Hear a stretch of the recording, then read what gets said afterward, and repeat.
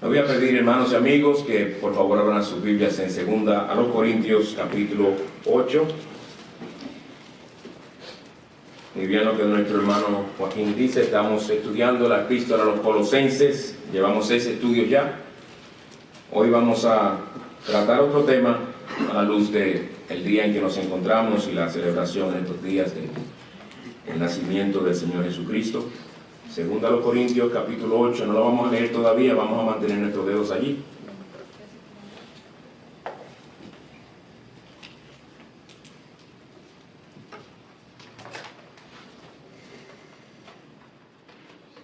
Vamos a orar.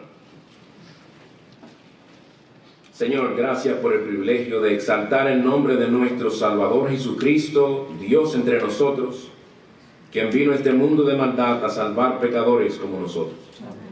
Gracias, oh Señor, por el privilegio de exaltar su nombre, de reconocerle como la única esperanza de este mundo en tinieblas, como aquel que es la luz, como aquel que es el pan de vida, aquel que es en verdad el agua que calma la sed, aquel que es el león de la tribu de Judá, el cordero inmolado desde antes de la fundación del mundo, aquel ante quien nos postraremos y por los siglos de los siglos adoraremos, y aquel ante quien los demonios tiemblan, y delante de quien temblarán algún día todos aquellos que se burlaron de él. Oh Señor, gracias por tu misericordia, que hoy sea un día de salvación, no solamente entre nosotros, sino en muchas partes de este mundo, donde tu evangelio sea proclamado. Es en Cristo y para la gloria de su gran nombre te lo pedimos. Amén. Elon Musk, muchos de ustedes lo conocen, es considerado el hombre más rico del mundo en estos momentos, aunque eso fluctúa a veces, como ustedes saben. Su fortuna asciende a unos 175 mil millones de dólares. Si yo hubiera dicho su fortuna asciende a los 176 millones, eso es mucho dinero de por sí, pero yo no dije eso. Su fortuna asciende a 175 mil veces un millón, o como le dicen en inglés, billions. Para que entendamos mejor o un poquito, bajándolo a nuestro nivel, lo rico que es este hombre. Cuando nosotros hablamos de que una persona gana 50, 60 dólares la hora o 100 dólares la hora, wow, gana bien. Este hombre gana 383 millones al día. ¿Cuánto gana por hora? Bueno, él gana por hora 15.958.333 dólares cada hora. Y cada segundo, yo lo tengo aquí, 265.000 dólares por segundo. Y lo próximo que tengo dice aquí, uno dice wow, uno dice wow, y oí un wow por ahí, porque realmente es asombroso que una persona, un ser humano de carne y hueso como nosotros, gane tanto dinero y sabemos que nunca va a poder ni usarlo, ni una más mínima parte de ese dinero, porque es demasiado. Es el hombre, con razón, el hombre más rico del mundo. Pero ¿por qué decimos wow? Es la pregunta.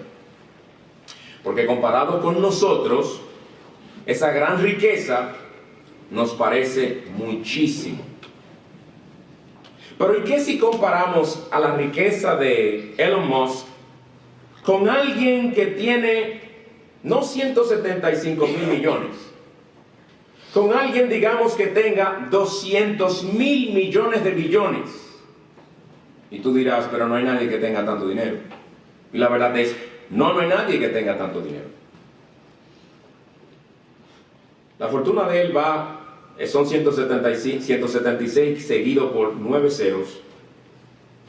El que tiene los 200 mil millones de billones es 200 seguido por 21 ceros. Una cantidad asombrosísima. Y como dije, no hay nadie que tenga tanto dinero, es cierto, pero en verdad en el universo hay más o menos 200 mil millones de billones de estrellas. Y si fuéramos a comparar lo que el Señor ha creado con los millones de Elon Musk, el Señor es más rico que él. Amén. Si lo hacemos en función a asuntos materiales, y no es la manera correcta de hacerlo, porque es imposible hablar de la riqueza del Señor Jesucristo en términos materiales. Lo hice adrede para que nosotros tengamos un poquito de idea de cuán rico es Él como creador y cómo palidece la riqueza de Elon Musk cuando se compara con el creador y dueño de todas las cosas. Nuestro texto, el que vamos a estudiar esta mañana, habla de riqueza. Riqueza. Y ese texto es 2 Corintios, capítulo 8, ahora sí lo vamos a leer, versículo 9. 2 Corintios 8, 9. Porque conocéis la gracia de nuestro Señor Jesucristo, que siendo rico, sin embargo, por amor a vosotros se hizo pobre, para que vosotros, por medio de su riqueza, llegarais a ser ricos. Hoy se celebra el nacimiento del Señor Jesucristo mundialmente. Y si vamos a reflexionar sobre su nacimiento, Él quiere que nosotros miremos más allá de un día del año. Él quiere que miremos más allá del pesebre, más allá de los magos, más allá de los arbolitos, más allá de las luces, más allá de los regalos que hemos recibido. Este texto nos dice el porqué de la venida del Señor al mundo. Lo importante no es el día, sino qué vino Él a hacer. Eso es lo más importante. Y vamos a ver tres cosas de este texto, empezando en primer lugar con la riqueza de Jesús. Pues aquí nos habla de que Él es rico. La riqueza de Jesús. El texto dice, el cual siendo rico. ¿Que Jesús es rico? Sí, es rico. Y cuando empezó Jesús a ser rico, Él nunca empezó a ser rico, Él siempre ha sido rico. Jesús siempre ha sido rico, infinitamente por encima de cualquier riqueza en la que tú y yo podamos pensar en este mundo. Fíjense que Pablo nos dice en nuestro texto que lo que Jesús hizo cuando Él era rico, fíjense, lo hizo siendo rico, dice Pablo en este texto. Que siendo rico, no que Él fue hecho rico, Él ya lo era cuando Él hizo esto, porque Él siempre lo ha sido. Pero ¿en qué sentido es Jesús rico? Bueno, no es rico por adquisición, no es rico por algo que Él obtuvo que no tenía o que carecía, no es rico en cosas materiales. Él es rico en varios sentidos. Es rico en primer lugar y por encima de todo por ser quien Él es, por ser Dios. Y algunas de las cosas que vamos a decir van a conectarse con lo que ya hemos estado viendo en la epístola a los Colosenses, porque no estamos exponiendo el pasaje en sí, pero en Colosenses 2:9, y todavía no hemos llegado ahí, pero lo hemos citado, dice, toda la plenitud de la deidad o de la divinidad reside corporalmente en Él. Él es Dios, es lo que Pablo nos dice ahí. En Hebreos 1:3, oigan este texto tan solemne, Él es el resplandor, hablando de Jesús, Él es el resplandor de su gloria, de la gloria de Dios, la expresión exacta de su naturaleza. Él es la segunda persona de la Trinidad. Él como creador le dio origen a todo este inmenso universo. Esas 200.000 millones de billones de estrellas, eso es lo que se calcula. Pero puede que haya muchísimos más. Él es el que le dio origen a todas esas cosas. Él es aquel que en su omnisciencia conoce absolutamente todas las cosas. Él conoce tu pensamiento, mis pensamientos. Él conoce tus intenciones, las mías. Él conoce nuestras acciones. Él conoce cuando hacemos algo con sinceridad o cuando lo hacemos con hipocresía. Él sabe cuando hacemos algo por honrarle a Él o por exaltarnos a nosotros mismos. Él conoce todas esas cosas. En Romanos 9:5 se habla de Jesús diciéndonos, el cual está sobre todas las cosas, y miren cómo lo describe, Dios bendito por los siglos. Pues el texto dice, siendo rico se hizo pobre. Jesús siendo rico, Él es rico, ¿por qué? Porque Él es Dios. Pero también Él es rico por vivir en un estado de gloria y de bienaventuranza. Él es infinita y perfectamente bendito. ¿Sabe lo que eso quiere decir? De la manera más simple, Él es infinita y eternamente feliz. Él no necesita absolutamente nada. Él no tuvo que habernos creado a nosotros para sentirse completo. A Él no le faltaba nada cuando Él dijo sea la luz. Él siempre ha sido bendito, por eso se le llama bendito por los siglos.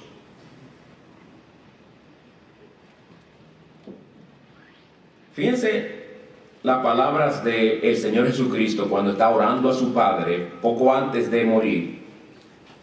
Oigan qué petición le hace al Padre. Y ahora glorifícame tú, Padre, junto a ti, con la gloria que tenía contigo antes que el mundo existiera. Estos son de esos pasajes en los que uno entra en un terreno que va mucho más allá de lo que nosotros podemos captar con nuestra mente limitada, ¿verdad? Que lo glorifique junto a Él con la gloria que Él tenía antes que el mundo existiera. ¿Y qué existía antes que el mundo existiera? El Dios eterno, el que siempre ha existido. Él siempre ha existido en gloria eterna. Él siempre ha compartido esa gloria con el Padre y con el Espíritu. Él es un Dios trino. En ese estado siempre ha vivido aquel que un día vino a este mundo y fue envuelto en pañales y fue colocado en un pesebre apestoso.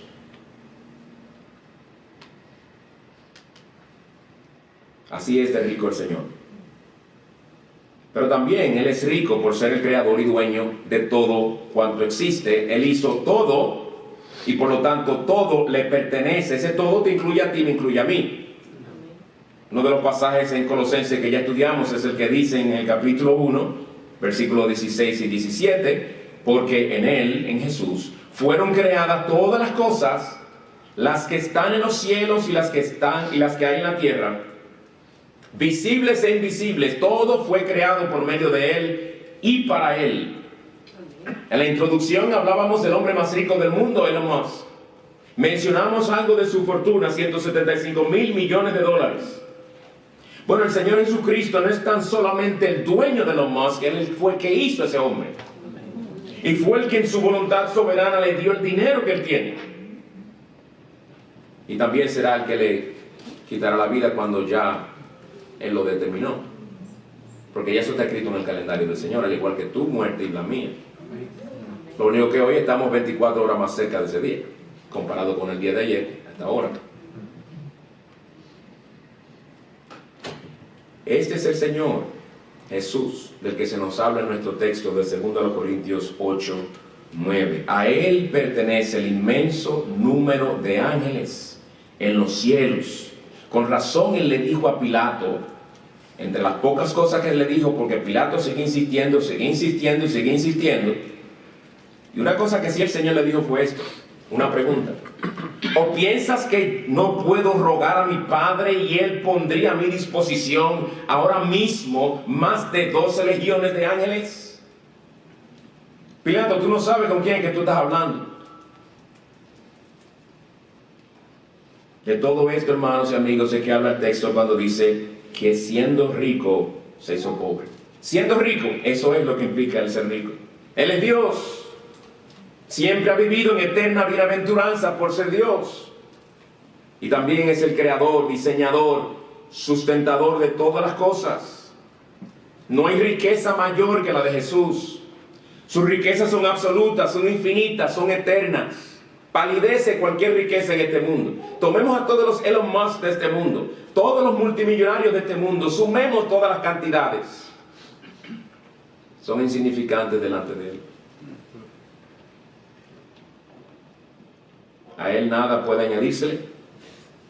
A Jesús nada puede quitársele. Una riqueza que a la vez es incomprensible para la mente humana.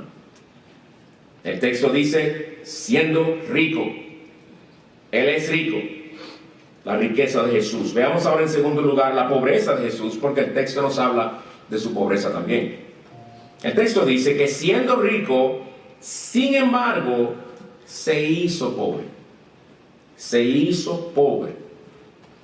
Hermanos y amigos, por Él ser Dios, nunca hubo un momento en la eternidad en que Él no fue rico, porque siempre lo ha sido. Pero si se dan cuenta y se fijan en las palabras del texto, se nos habla de que su pobreza sí tuvo un inicio. porque dice que Él se hizo pobre. Hubo un tiempo en el que no lo era, pero se hizo pobre. Y obviamente la pobreza de la que se está hablando aquí, se está hablando en un sentido figurativo, porque Él nunca va realmente a perder nada. Pero voy a explicar lo que esto significa para que entendamos qué es lo que implica realmente, qué hay detrás de estas palabras. ¿Qué implicó para el Señor Jesucristo venir a este mundo? ¿Qué implicó el que Él naciera un día? ¿Qué implicó el que tuvieran que cortarle el cordón umbilical y que Él llorara y que dependiera de su mamá y todo eso? ¿Qué implicó todo eso para el Hijo Eterno de Dios? Y una pregunta importante es, ¿cuándo fue que Él se hizo pobre? ¿Cuándo fue? Todo empezó en el momento que Él fue concebido en el vientre de su madre María. Ahí empezó todo.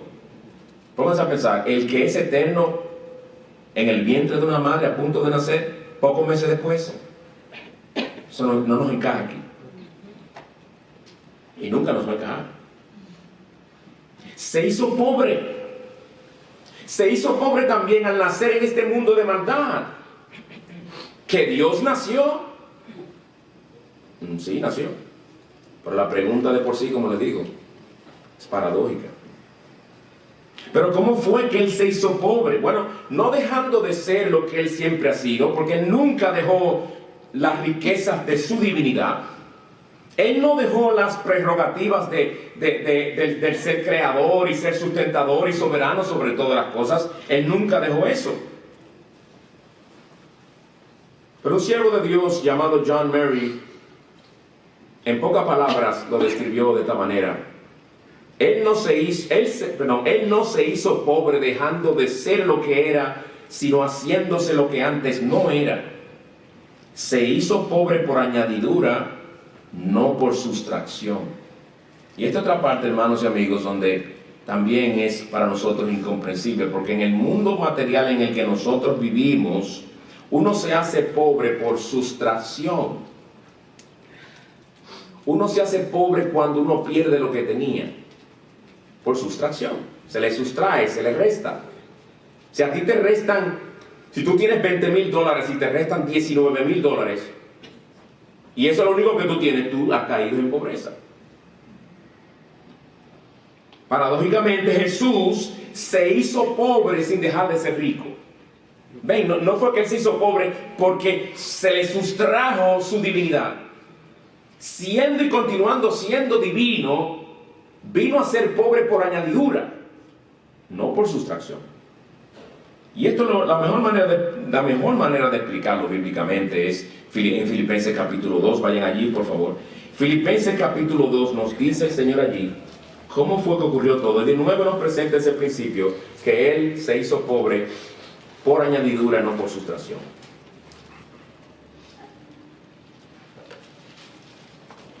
Es decir, viniendo a ser lo que Él no era, sin dejar de ser lo que siempre fue. En Filipenses capítulo 2, presentándonos el ejemplo de humildad del Señor como el ejemplo a seguir, a nosotros tratar con los demás, dice Pablo, hablando de Jesús, en el versículo 6, el cual, aunque existía en forma de Dios, no consideró el ser igual a Dios como algo a que aferrarse, sino que se despojó a sí mismo. Cualquiera esperaría que eso significa, bueno, como que si fuera que se quitó el ropaje de Dios, y así pudiera hablarse. No, se despojó a sí mismo tomando, no quitándose, tomando forma de siervo. Ven, que no fue por sustracción, fue por añadidura. Tomando forma de siervo y haciéndose semejante a los hombres. Algo sumamente asombroso. El que es Dios infinito se hizo hombre. Un día en un pueblecito llamado Belén, el creador del mundo nació como cualquier otro bebé. Tuvieron que lavarlo, tuvieron que envolverlo en pañales, su mamá tuvo que amamantarlo. Lloraba cuando le daba hambre, ensuciaba los pañales también, como cualquier otro niño. Todo esto y más encierran las palabras se hizo pobre. 3 palabritas, pero encierran tanto. Ahora, ¿dónde fue que Jesús, el Jesús de riquezas divinas y eternas, dónde fue que Él se hizo pobre? no en el jardín del Edén, sino en este mundo de pecado.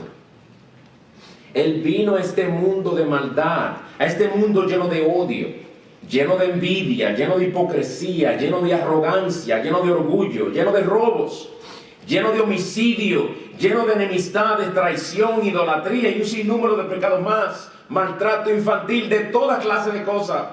Este mundo está repleto de todo eso, y a este mundo fue que vino el Hijo de Dios cuando se hizo hombre.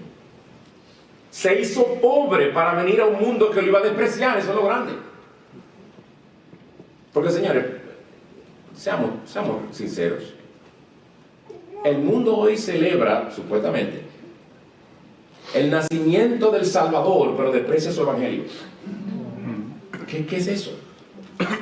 Desprecia el Salvador, que no quiere que sea su Señor, que prefieren relegarlo a un simbolismo. Déjamelo como símbolo, pero Él no puede ser mi Señor de mi vida. Yo vivo como yo quiero, porque yo tengo derecho a esto, tengo derecho a esto.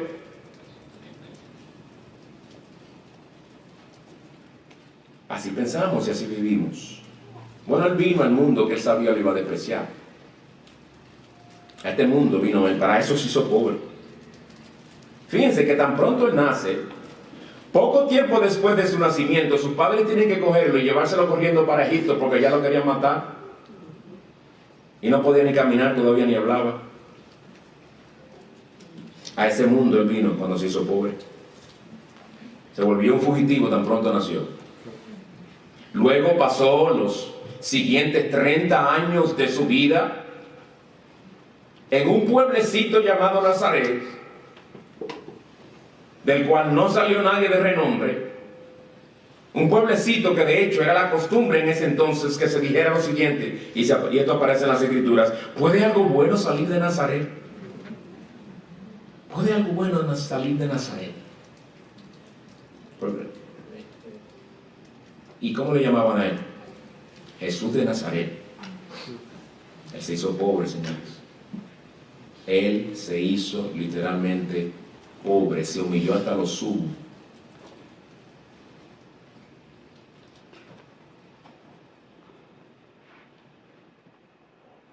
Y nosotros todavía sabemos que de donde uno viene muchas veces da como un tipo de señal de quiénes somos. No es lo mismo yo decir yo nací y me crié en el Upper East Side de Manhattan, donde hay esto, que decir yo nací y me crié en Union City, cerca de la Bergen Line. No es lo mismo. O en nuestros propios países, decir generalmente nací y me crié en la capital, o nací en un pueblito, y cuando uno lo menciona nadie sabe dónde es.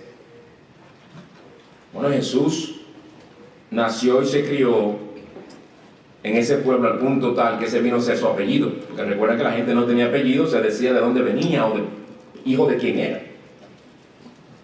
No se le decía Jesús hijo de María, Jesús hijo de José, Jesús de Nazaret. Y nosotros estamos acostumbrados a oírlo, pero Jesús de Nazaret era como decir, oh, es un Jesús cualquiera, porque Jesús era un nombre común. Ese es un Jesús cualquiera. Si tú me dices Jesús hijo del sumo sacerdote, o Jesús hijo de fulano, que también fue criado en la cultura greco-romana y entre los filósofos, etcétera, etcétera, y es otra cosa. Pero Jesús de Nazaret. Y miren a sus amigos, unos iletrados, pecadores, inadaptados sociales, incultos. Jesús se hizo pobre. En ningún momento lo vemos a Él codeándose con los grandes, codeándose con los líderes religiosos, codeándose con los filósofos, los grandes de su época. Cuando iba a las aldeas a predicar el evangelio, ¿de dónde, de qué se sustentaba Él y los suyos? De las dádivas que la gente le daba. Judas andaba con la bolsita, le iban dando y le iban poniendo ahí, y de eso comían y se alimentaban. Él veía las zorras y las podía usar hasta de ilustración. Veía las zorras meterse a su guarida, veía que las aves tenían nido donde descansar, y él mismo dijo: el Hijo del Hombre no tiene donde recostar su cabeza. Siendo el creador del universo, Porque cuando Él se hizo pobre, Él veló todas esas cosas. Y cuando en el texto que leímos de Filipenses 2 se nos habla de que Él se despojó a sí mismo, dice, tomando forma de, no del principal de la sinagoga, tomando forma de siervo, literalmente forma de esclavo, tomando la forma de hombre. Él vino como un hombre, pero un hombre, y encontrándose en condición de hombre, como un hombre humilde también. Un hombre con un espíritu de servicio, de servir al otro y no de servirse a sí mismo. Él mismo lo dijo. El Hijo del Hombre no vino para ser servido, sino para servir y dar su vida por el rescate por muchos.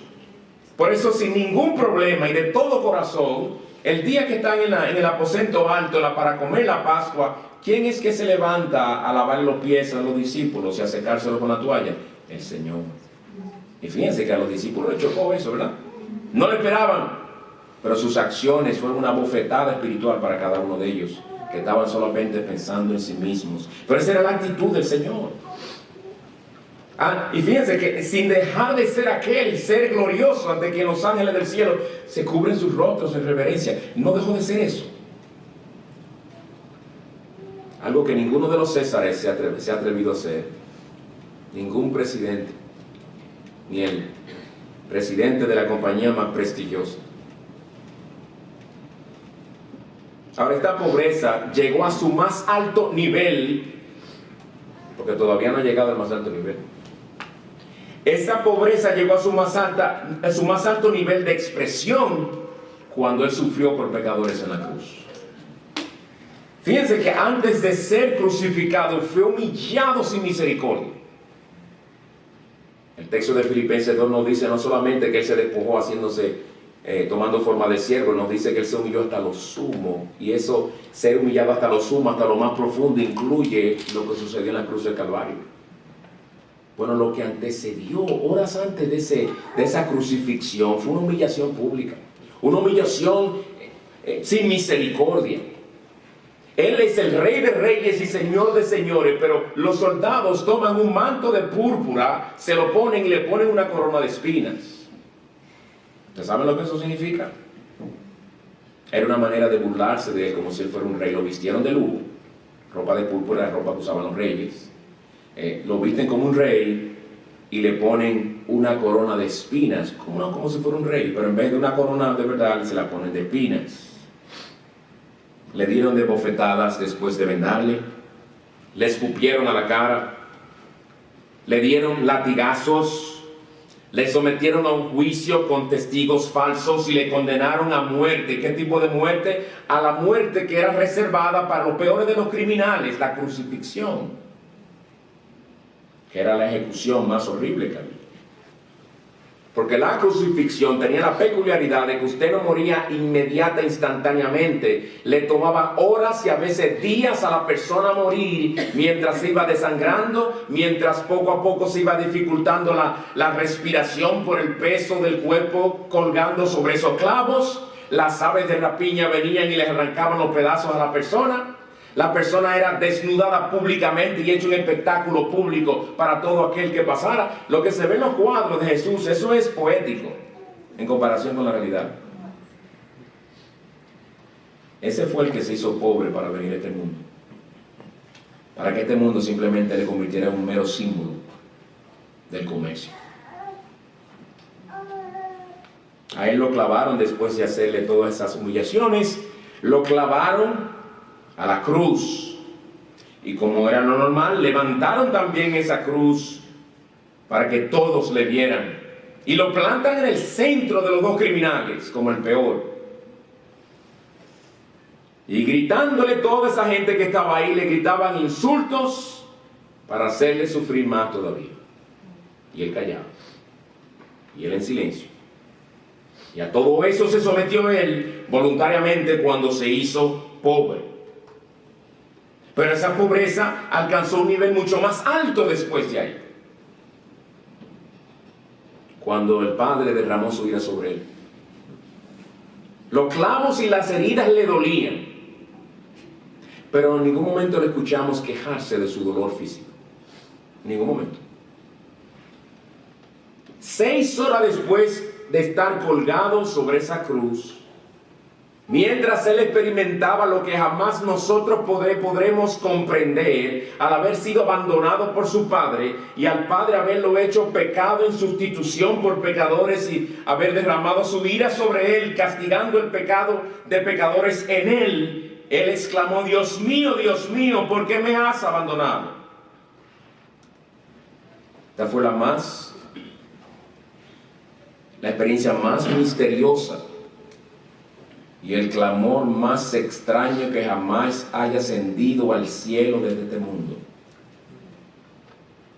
El Hijo eterno de Dios, exclamando en dolor porque su Padre eterno lo había abandonado, había escondido su rostro de Él. Es algo que nosotros nunca podremos entender, ni yo pretendo explicar aquí, porque no puedo. Es un misterio. Porque uno se pregunta, ¿cómo pudo Dios el Padre abandonar a Dios el Hijo? Y uno se pregunta, pero ¿por qué todo esto? Para darle a los predicadores algo de lo que predicar. Para que le tengamos lástima al pobre Jesús. Léase al final del Evangelio de Lucas y verá que Él le dice a unas mujeres que se pusieron a llorar por Él cuando lo vieron. No lloren por mí, lloren por ustedes y por sus hijos, por el juicio que venía contra ellos. Y le hace la historia a ver qué pasó en Jerusalén en el año 70, que hasta la suela de los zapatos se tenía que comer la gente del hambre que estaban pasando. Los romanos lo sitiaron completamente, no había manera de entrar alimentos, no había manera de salir a buscar nada. Una cosa horrible. La caída de Jerusalén en el año 70, eso fue horrible. Bueno, un gran grupo de esas personas fueron los que hicieron un coro aquel día y dijeron: crucifícalo, crucifícalo. Y dijeron otra cosa: sea su sangre sobre nosotros y nuestros hijos. Que si Dios nos va a castigar a alguien por la muerte de ese hombre, en caso de que fuera injusta, que el Señor nos castigue a nosotros y a nuestra descendencia también. Vaya a ver si los judíos han estado tranquilos desde ese entonces.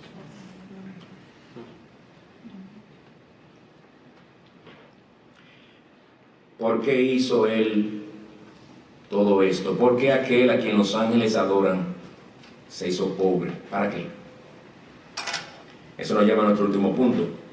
El texto lo dice para qué. Leamos de nuevo, 2 Corintios 8:9. Porque conocéis la gracia de nuestro Señor Jesucristo, que siendo rico, sin embargo, por amor a vosotros se hizo pobre. Y aquí está el para que vosotros, por medio de su pobreza, llegarais a ser ricos. Amén. O lo hizo por gente como nosotros, exactamente. Él no vino porque Él lo necesitaba. Él es bendito por los siglos. Amén. ¿Qué lo motivó? Varias cosas. Lo que lo motivó a hacerse pobre y a tomar el lugar de pecadores en la cruz del Calvario. Este texto dice que una de esas cosas fue la gracia suya.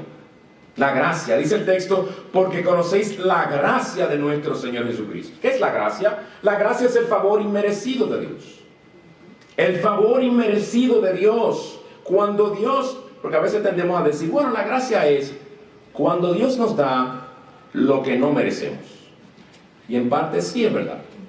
La gracia es cuando Dios nos da lo que no nos merecemos. Pero la gracia va más allá todavía. La gracia es cuando Dios nos da lo contrario a lo que merecemos.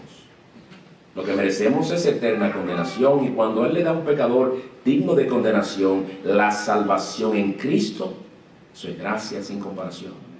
Eso es lo que le llamamos sublime gracia. ¿Verdad que sí? Él fue motivado por eso. Él vino no porque vio algo bueno en nosotros. Él vino no porque era demasiado horrible la condición nuestra. Él vino motivado porque Él se deleita en hacer bien y se deleita en mostrar su favor a aquellos que no lo merecen. Eso lo motivó. Pero también dice que fue por amor. El texto dice, siendo rico, sin embargo, por amor a vosotros, se hizo pobre. Movido por un amor infinito. El amor nos mueve a hacerle bien al ser querido, ¿verdad? Esto es lo que se nos dice aquí que Jesús hizo. Cuando Él se hizo pobre, lo hizo por amor a pecadores. por amor a pecadores como nosotros. Pues bien, fue motivado por gracia, fue motivado por amor, que Jesús, siendo rico, siendo Dios, se hizo pobre, se hizo hombre. ¿Pero para lograr qué? ¿O para darnos qué? Lean el texto de nuevo conmigo. Siendo rico, sin embargo, por amor a vosotros se hizo pobre, y aquí está la explicación, para que vosotros, por medio de su pobreza, llegarais a ser ricos. Es como que se nos diga mañana, leemos el periódico, abrimos CNN.com o FaxNews.com o lo que sea, y se nos dice, Elon Musk ha decidido hacer algo. Ha decidido quedarse con $100,000 en el banco y tomar parte de los $175,000 millones y repartirse lo que quiera. Por amor a ustedes. Por amor a ustedes. Para que aquel individuo allí que se le está cayendo el carro pueda comprarse uno mejor. Aquel que no tiene casa y vive pasando de apartamento en apartamento, finalmente pueda comprarse una casa y pueda costearse los impuestos por el resto del año sin trabajar más. Para que ya no haya pobreza en aquel país, en aquel otro país. Para beneficio de todos ustedes yo lo hago. El día que Elon Musk haga una cosa así, hagan una cita con un psiquiatra. Porque uno sabrá que se habrá vuelto loco si hace una cosa así. Porque eso es de locos. Por eso que nosotros no podemos comprender lo que Cristo hizo. No lo podemos comprender. Él se hizo pobre para que nosotros, por medio de su pobreza, fuéramos eternamente beneficiados. Para que nosotros, los que verdaderamente somos pobres, fuéramos hechos ricos. La manera más simple de explicar esto es que a pesar de ser infinitamente rico, Él se hizo pobre, se encarnó, para que por medio de su pobreza, su humillación y muerte en la cruz, los que somos pobres espiritualmente fuéramos hechos ricos en Dios por la eternidad. Tremenda bendición. ¿Qué es riqueza? Según Dios. Y nos debe interesar lo que Dios piensa, porque nosotros tenemos definición de todas las cosas. Y nuestras definiciones muchas veces son realmente o en contra de la realidad, o siempre vistas desde la perspectiva temporal, bajo el sol, y no teniendo en cuenta la eternidad. La riqueza, verdadera riqueza, es ser reconciliados con Dios y que Él venga a ser nuestro Padre en Cristo. ¿Qué mayor riqueza hay que eso? En ese sentido, Elon Musk, que sepamos, no es creyente en Cristo. Si es así, él está en bancarrota espiritual, igual que todo aquel que nace en este mundo. No hay diferencia. Jesús vino a este mundo para resolver el problema de nuestra pobreza espiritual, que es la peor de las pobrezas.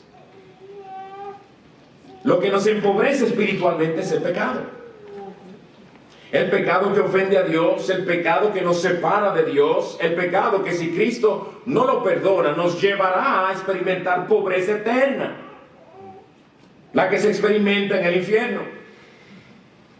Hay pobreza física o material, la carencia de bienes materiales. Eso es lo que típicamente conocemos o de lo que hablamos cuando hablamos de pobreza. Pero hay también pobreza espiritual, el ser enemigos de Dios. Eso es ser pobre espiritualmente. Pero hay una pobreza eterna también, el ser apartados por toda la eternidad del amor, la bondad, la misericordia y el favor de Dios. Ustedes saben por qué muchas personas uno le habla del Evangelio de Cristo, le habla de Cristo y ven a Cristo, hay en Él salvación y no les interesa. Porque mientras están en este mundo gozan de la bondad, la misericordia, la paciencia, las bendiciones que Dios les da. El aire que respiran se lo da Dios gratuitamente. ¿Ok? Y creen que todo está bien. Dios tiene que estar contento conmigo porque mira cómo me bendice. Jamás use las providencias de Dios como un indicativo de cómo Dios te ve. Porque dice la Escritura que Él hace salir su sol sobre buenos y malos, hace llover sobre justos e injustos. Las bondades de Dios para contigo, mientras tú le desprecias, lo que hacen es que aumentan tu condenación, porque muestran lo indiferente que tú has sido para con Él, que según Romanos 2:5, todas esas bendiciones te las da para llevarte al arrepentimiento. Para llevarte a ver lo bueno que Él es contigo siendo un pecador sin Cristo. Imagínate cuando estés en Cristo. Pero en el infierno no se conoce esas cosas. Uno está apartado por la eternidad de todas esas cosas. Solo para conocer la ira de Dios y el castigo de Dios. Eso sí es pobreza. Y hay algo paradójico. No hay pobreza más profunda y más dañina que la pobreza espiritual, pero es una pobreza de la que no somos conscientes. De la pobreza material sí somos conscientes. Nada más hay que preguntarnos, ¿qué nos falta en comparación con aquellos que tienen mucho? Porque en comparación con mucha gente pobre, los que estamos aquí tenemos mucho. Y tenemos que ser agradecidos. Amén. Pero en comparación con los Elon Musk de este mundo, los Jeff Bezos de este mundo, los Bill Gates de este mundo, somos pobres. Espiritualmente, el Espíritu Santo tiene que venir y convencernos por su palabra de lo pobre que somos espiritualmente. A menos que seamos llevados a ver nuestra pobreza, jamás iremos a Cristo a encontrar riquezas. Oigan un texto en Apocalipsis donde el Señor Jesucristo le va a decir a una iglesia que se ve que tenía personas que no estaban bien espiritualmente, estaban algunos de ellos muertos espiritualmente. Pero en vez de pensar en esa iglesia, mi amigo, yo quiero que tú pienses en ti. Lo voy a leer y voy a señalar un par de cositas aquí. Pero escucha a Jesucristo hablándote a ti y respondiéndote a la siguiente pregunta. Señor Jesús, ¿qué tú piensas de mí? ¿Cuál es tu evaluación de mi persona? Este mundo en las redes sociales, según los likes que me ponen, piensan muy bien de mí. Este mundo, bueno, en mi trabajo se piensa muy bien de mí, la evaluación que me hicieron, salí excelente, todo muy bien. Y yo, pues ni se diga, yo pienso de mí mismo, yo estoy bien, no le hago mal a nadie, soy persona responsable en mi trabajo, declaro mis impuestos, yo estoy bien. Que no voy tanto a la iglesia, eso se lo admito. Yo no soy religioso, pero yo respeto las cosas de Dios. Si me tengo que quitar la ropa para dársela a alguien, se la doy. Y lo más importante es la salud. ¿Te crees eso? Lo más importante es Dios. Amén. Y tu salud espiritual. Amén. La física, si tu felicidad depende de tu salud física, tú vas a ser un miserable. Tú vas a ser un amargado. Porque en algún momento algo no va a pasar. Oye la evaluación que Jesús te hace de ti y de toda persona en este mundo. Él dice esto. Tú dices, el primero le empieza diciéndote lo que tú piensas de ti. Tú dices, soy rico, me he enriquecido y no me hace falta nada. Yo añado, mucho menos Dios. Pero no te das cuenta, la evaluación de la hora, no te das cuenta de cuán infeliz y miserable y pobre y ciego y desnudo eres tú. Eso es Jesús hablando. Por eso te aconsejo, miren qué amor, que de mí compres oro refinado por el fuego para que te hagas rico. Fíjate cómo el primero te dice, pero que tú crees que tú eres rico, pero tú no lo eres, tú eres pobre. Bueno, compra oro de mí y te vas a hacer rico. Dice él que compres de él ropas blancas para que te vistas, porque estás desnudo. Y cubras tu vergonzosa desnudez. Y colirio, o gota para los ojos, para que te lo pongas en los ojos y recobres la vista. El Señor dice aquí que tú en tu opinión de ti, tú estás bien. Te ves rico, te ves bien vestido y tú crees que ves bien. Que tú entiendes bien la vida. Que tú entiendes bien todas las cosas que te ocurren. Que tú estás bien en tu concepto sobre Dios, sobre Jesucristo. Dice él, no. Lo contrario, tú estás desnudo. Ven a buscar en mí ropas blancas. Tú eres pobre, ven a buscar en mí riquezas. Tú estás ciego, ven a buscar en mí la vista.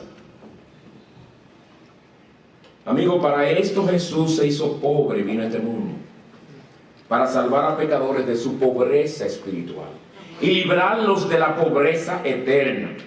Jesús es el único que puede resolver el problema de tu pobreza espiritual. Amén. Una de las cosas que algunos, no puedo decir todos, algunos seres humanos detestan es que alguien llegue a pensar de ellos que están mal económicamente. Y hay gente que si tiene que mentir o si tiene que alquilar algo, he sabido de personas, me han dicho que alquilan joyas para ir a su país para lucir que tienen, y cuando se regresan la devuelven. Vivimos para crear una imagen falsa de quienes somos. Lo grande es que sabemos y estamos plenamente convencidos de que no somos lo que esa imagen proyecta. Podemos ser unos infelices, unos miserables, unos pobres, pero queremos engañarnos con esa ilusión de querer impresionar y con ese gusto carnal que nos da el convencernos a nosotros mismos que alguien por lo menos pensó que tenemos dinero. Dice en Proverbios que aún en la risa el corazón puede tener tristeza. El Señor te dice a ti, deja de vivir para una imagen que no es real. Ven delante del Señor Jesucristo en tu desnudez, en tu estado de miserable y de infelicidad, ceguera, y dile, Señor, yo estoy mal. Yo estoy cansado ya de vivir como muchos viven, proyectando una imagen, haciéndose retoques con Photoshop por aquí, Photoshop por allá, queriendo bajar aquí, bajar allá. ¿Qué vida es esa? ¿Qué vida es esa tan irreal? Por eso el Señor nos dice a nosotros lo que nadie en las redes sociales nos va a decir. Usted está en bancarrota, compadre, deje eso. Usted no puede costearse ese carrazo o esa casota, deje eso. Deje de estar comprando ropa cara que usted no puede. Deje eso. Deja de estar impresionándonos.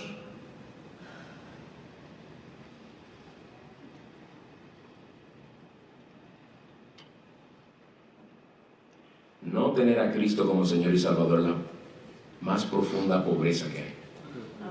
No es no tener dinero, no. No tener a Cristo como el Señor y Salvador. Se puede ser tan rico como Elon Musk o más y seguir siendo pobre espiritualmente.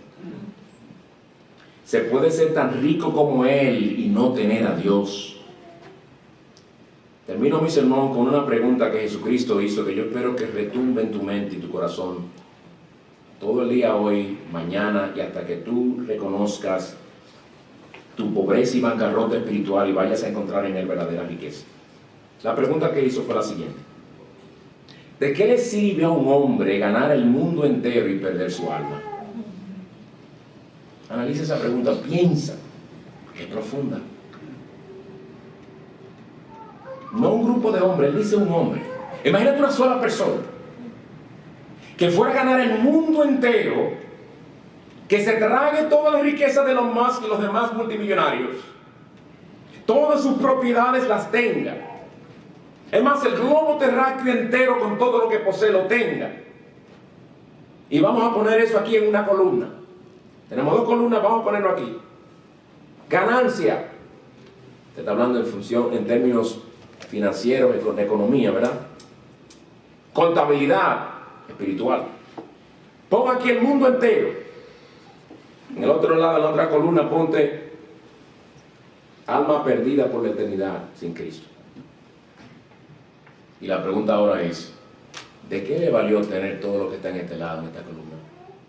Si el resultado cuando muera, que es segura la muerte, es inevitable, va a ser esto. Lo va a perder absolutamente todo y va a perder lo más valioso que es su alma.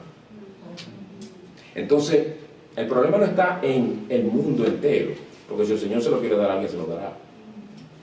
El problema es tener este mundo entero sin Dios, o tener este mundo entero a costa de esta alma inmortal que fue descuidada. y a la que no se le da importancia. Y la mejor manera de tú mostrar que tú desprecias el valor que Dios le ha dado a tu alma inmortal es cuando tú desprecias a aquel que puede darte riqueza espiritual. Desprecias a Cristo, te estás haciendo daño a tu propia alma. Te estás haciendo daño a tu propia alma. Pues Él vino siendo rico, se hizo pobre, y vino por amor y por gracia, para que personas como tú y como yo, que nacemos pobres espiritualmente, por medio de su pobreza, nosotros vengamos a ser ricos, pero esa riqueza se obtiene confiando en Él como el único Señor y Salvador. Amén. Pidiéndole a Él que nos lave de nuestra maldad, que nos limpie de todo pecado. Amén. Que nos salve, en verdad, y nos haga verdaderamente ricos en Dios. Amén. Vamos a orar. Señor, te damos gracias por este privilegio de nosotros estudiar tu palabra en este día, de considerar la grandeza, la infinitud de tu riqueza y de lo que en amor y gracia estuviste dispuesto a hacer para venir a enriquecernos a nosotros que no lo merecemos, haciéndote pobre, humillándote hasta lo sumo, para que nosotros fuéramos exaltados al estado de ser hijos del Dios infinito. Señor, confesamos que por naturaleza no vemos esa pobreza. Te rogamos por ello que por tu Espíritu tú convenzas a aquellos que se ven ricos. Convéncelos, oh Señor, de su bancarrota espiritual, para que en Cristo vayan a buscar verdadera riqueza eterna. Amén. Para que en Él hayan salvación, para que vengan a servirle como muchos de nosotros aquí reunidos. Amén. Glorifícate entre nosotros, oh Padre, y gracias por tu misericordia. En el nombre de Cristo te lo pedimos. Amén. Amén.